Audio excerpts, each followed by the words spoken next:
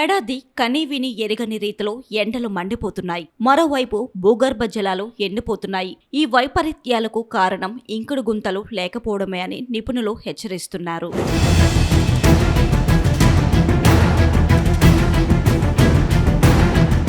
గతంలో టీడీపీ ప్రభుత్వ హయాంలో నీరు మీరు పేరుట పెద్ద ఎత్తున ఇంకుడు గుంతలు ఏర్పాటు చేశారు. అప్పట్లో ఇంటి నిర్మాణాలకు ఇంకుడు గుంత ఉంటేనే జీవీఎంసీ అధికారులు బిల్డింగ్ ప్లాన్ ఇచ్చేవారు. కానీ కాలక్రమేణా అందరూ ఇంకుడు గుంతలు ఊసే మర్చిపోయారు. కట్ చేస్తే ఉష్ణోగ్రతలు బాగా పెరిగిపోయి ప్రజలు ఉక్కిరిబిక్కిరి అవుతున్నారు. కార్యాలయాలు, ఇంటి డాబాల మీద నుంచి వర్షపు నీరు వృధాగా సముద్రంలో కలిసిపోతుంది. ఫలితంగా భూగర్భ జలాలు అడుగంటిపోతున్నాయని ఆందోళన వ్యక్తమవుతుంది. ప్రభుత్వ కార్యాలయాల్లో సైతం ఇంకుడు గుంతలు పనిచేయని పరిస్థితి నెలకొంది. మన సమాజంలో నీటి వినియోగం ముఖ్యంగా మహిళల చేతుల మీదుగానే జరుగుతుంది. జల సంరక్షణ, నీటి పొదుపు తదితర విషయాల్లో ఇప్పుడు మహిళలు అత్యంత ప్రధాన పాత్ర పోషిస్తున్నారు. 2019 నాటికి జిల్లాలో 2 లక్షల వరకు ఇంకుడు గుంతలు ఉండేవని బీజేపీ విశాఖ జిల్లా అధ్యక్షుడు పరశురామరాజు గుర్తు చేశారు. ఈ మేరకు ఆయన జిల్లాలో ఇంకుడు గుంతలు ఏర్పాటు చేయాలని కోరుతూ పీజీఆర్ఎస్ లో జిల్లా అధికారులకు వినతి పత్రం అందజేశారు.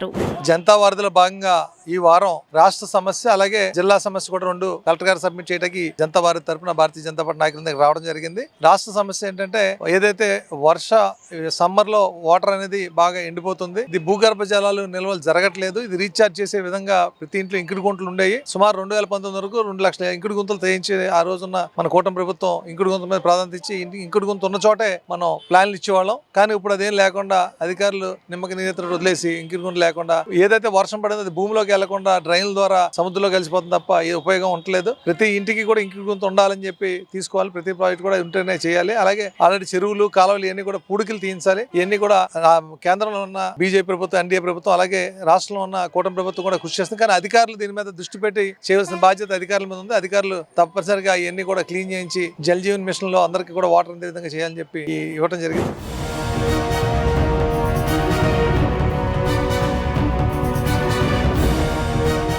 వర్షపు నీటి విషయంలో విశాఖ తూర్పు పరిధి 15వ వార్డులోని పాత వెంకోజీపాలెం జేఆర్ నగర్ మహిళలు ఎంతో శ్రద్ధ చూపిస్తున్నారు. వారు తమ ఇళ్లలో నీటిని పొదుపు చేయడమే కాక కాలనీలో ఇంకుడు గుంతలు సంరక్షించడం, కాలనీ వాసులకు నీటి పొదుపు గురించి అవగాహన కార్యక్రమాలు నిర్వహించడం విశేషం.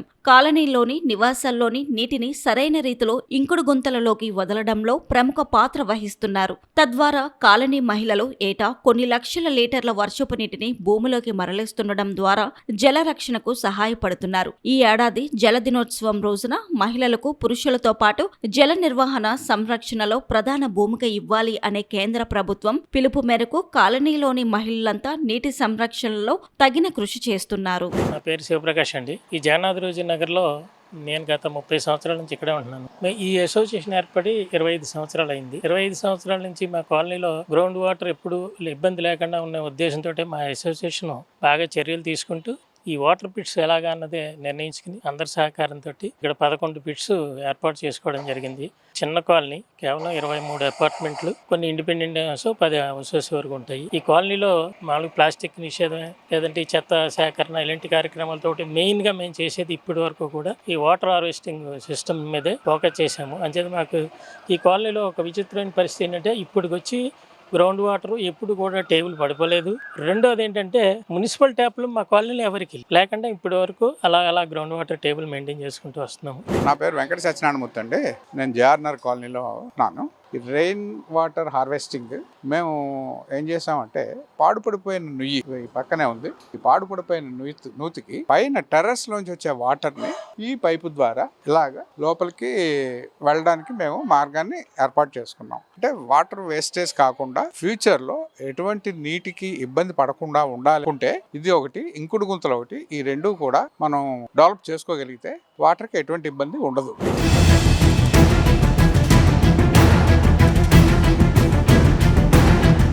ప్రపంచంలో ఉన్న జల వనరులలో భారతదేశానికి కేవలం 4% వనరులు మాత్రమే అందుబాటులో ఉన్నాయి. సుమారు 160 కోట్ల జనాభా ఉన్న దేశంలో ఈ వనరులు ఏమాత్రం సరిపోవనే చెప్పాలి. ప్రపంచంలో ఉష్ణోగ్రతలు అధికమవడం, అడవులు అంతరిస్తుండడం, భూగర్భ జలాలు అడుగంటడం, అభివృద్ధి పేరుతో బహుళ అంతస్తుల నిర్మాణాలు చేపట్టడం వంటి కారణాల వలన తీవ్ర నీటి ఎద్దడి నెలకొంది. జల సంరక్షణ విధానంలో కూడా చాలా లోపాలు ఉన్నాయనే చెప్పాలి.